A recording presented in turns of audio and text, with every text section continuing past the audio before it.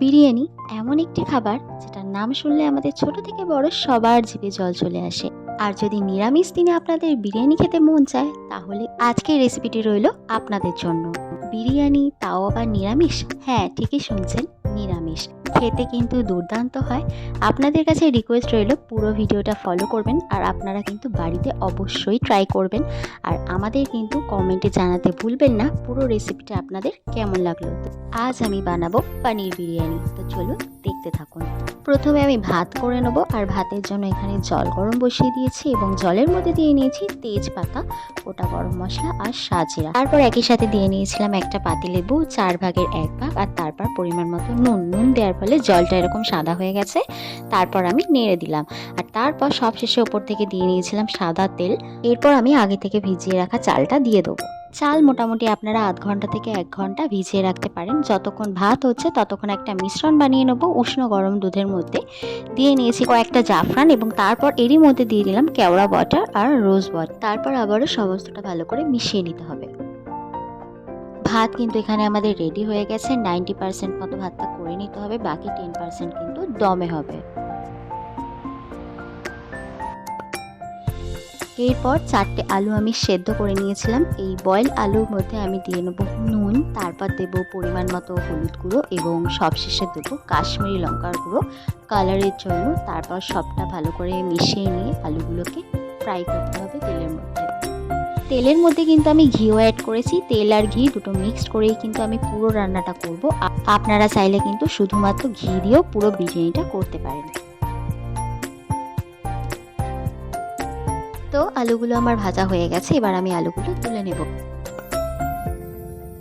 এরপর আমি পনিরগুলো ভেজে নেবো। তার জন্য এরকম আমি কিউব করে কেটে নিয়েছি। একটু বড় করেই কিন্তু কাটতে হবে, নাহলে কিন্তু বিরিয়ানিতে দেখতে ভালো লাগবে না, আর ভেঙে যাওয়ারও চান্সেস থাকে যদি ছোট করে কাটা হয়। এরপর ওই একই তেলের মধ্যে আমি দিয়ে নিলাম ঘি।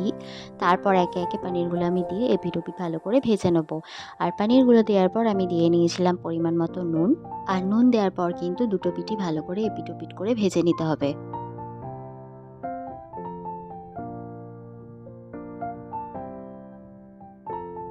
পনির কিন্তু একদম রেডি, ভাজা হয়ে গেছে। এবার এটাকে তুলে নেব। ওই একই তেলের মধ্যে এবার আমি দিয়ে নিলাম তেজপাতা, গোটা গরম মশলা এবং সাজিরা। ফোড়ন থেকে যতক্ষণ না সুন্দর গন্ধ ছাড়ছে একটু অপেক্ষা করতে হবে। তারপর একটু নেড়ে চেড়ে নিয়ে ফোড়ন রেডি হয়ে গেলে এরপর আমি এর মধ্যে দিয়ে নেব টমেটো পিউরি। টমেটো পিউরি দিয়ে আবারও কিন্তু ভালো করে নেড়ে ছেড়ে নিতে হবে। ততক্ষণ অবধি নাড়তে হবে যতক্ষণ টমেটোর কাঁচা গন্ধটা না চলে যাচ্ছে। আর হ্যাঁ, মশলা কিন্তু খুব ভালো করে কষাতে হবে। মশলা যত কষাবেন রান্নার স্বাদ কিন্তু ততই বাড়বে। মশলাটা একটু কষানো হয়ে গেলে এর মধ্যে আমি কিছু গুঁড়ো মশলা অ্যাড করব। তো একে একে গুঁড়ো মশলাগুলো এবার আমি দিয়ে নেব। প্রথমেই দিলাম জিরে গুঁড়ো, তারপর দিলাম ধনে গুঁড়ো, এরপর দিলাম হলুদ গুঁড়ো, সব শেষে দিলাম সামান্য পরিমাণ লঙ্কা গুঁড়ো এবং আবারও কিন্তু সমস্তটা ভালো করে নেড়ে কষিয়ে নিতে হবে। এরপর দিয়ে নিলাম পরিমাণ মতো নুন। আবারও কিন্তু সমস্তটা ভালো করে কষাতে হবে। মশলা যত সুন্দর করে কষাবেন রান্নার স্বাদ কিন্তু ততই বাড়বে। হালকা হালকা জল দিয়ে কিন্তু মশলাটা কষিয়ে নিতে হবে। যে মিক্সির বাটিতে আমি টমেটোটা পেস্ট করেছিলাম ওই মিক্সির বাটি ধোয়া জলটাই আমি এখানে দিয়ে দিয়ে মশলাটা কষিয়ে নিচ্ছি।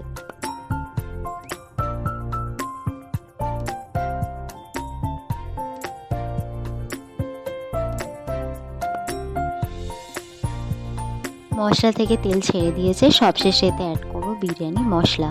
বিরিয়ানি মশলা অ্যাড করেও কিন্তু ভালো করে কষিয়ে নিতে হবে।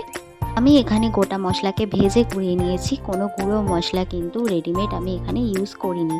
সবশেষে যেটা অ্যাড করব সেটা হচ্ছে টক দই। টক দইটা একটু পরিমাণে বেশিই দিতে হবে এবং আবারও কিন্তু টক দই দিয়ে ভালো করে মশলা কষাতে হবে। যতক্ষণ না মশলা থেকে তেল ছাড়ছে ততক্ষণ অবধি কিন্তু মশলা কষিয়ে নিতে হবে। এরপর সবশেষে একটু স্পাইসিনেসের জন্য হালকা গোলমরিচ আমি অ্যাড করলাম। মশলা কিন্তু রেডি হয়ে গেছে। এর মধ্যে আমি দিয়ে নিলাম ভেজে রাখা আলু এবং পনিরগুলো দিয়ে কিন্তু আস্তে আস্তে নাড়াচাড়া করে নিতে হবে। খেয়াল রাখতে হবে পনিরগুলো যাতে ভেঙে না যায়।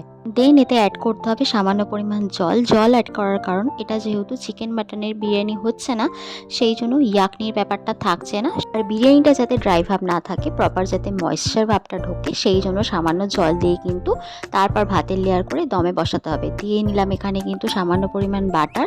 এর ওপরেই কিন্তু আমি ভাতের লেয়ার করে নেব। একবারে সব ভাত দেবো না, দুটো পার্টে আমি লেয়ার করব। প্রথমে আমি কিছুটা পরিমাণ ভাত দিয়ে ওর ওপর ছড়িয়ে দিলাম বিরিয়ানি মশলা এবং তারপর যে দুধের মিশ্রণটা আমি করে রেখেছিলাম সেই দুধের মিশ্রণটাও কিন্তু চারপাশে ছড়িয়ে দিতে হবে। এরপর আমি সেকেন্ড লেয়ারটা করে নেব। দিয়ে নিলাম বাকি ভাতটাও এবং আবারও কিন্তু একই প্রসেস। উপর থেকে বিরিয়ানি মশলা ছড়িয়ে দেওয়ার পর যে দুধের মিশ্রণটা ছিল সেটাও দিয়ে নিলাম। আর হ্যাঁ, সবশেষে কিন্তু উপর থেকে আমি অল্প করে বাটার দেবো।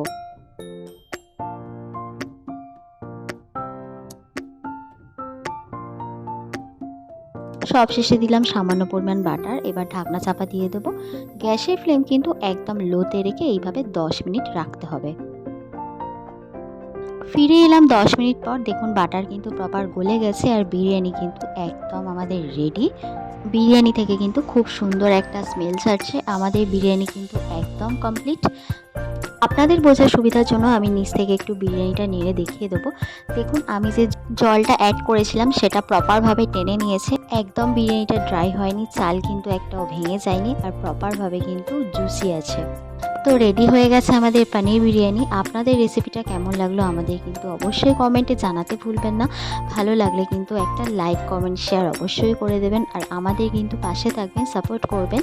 সাপোর্ট করার জন্য আমাদের চ্যানেলটাকে প্লিজ সাবস্ক্রাইব করে দেবেন। আর দেখুন কত সুন্দরভাবে তৈরি হয়ে গেছে আমাদের পনির বিরিয়ানি। তো আজ এই পর্যন্তই। দেখা হবে পরের কোনো ভিডিওতে খুব তাড়াতাড়ি।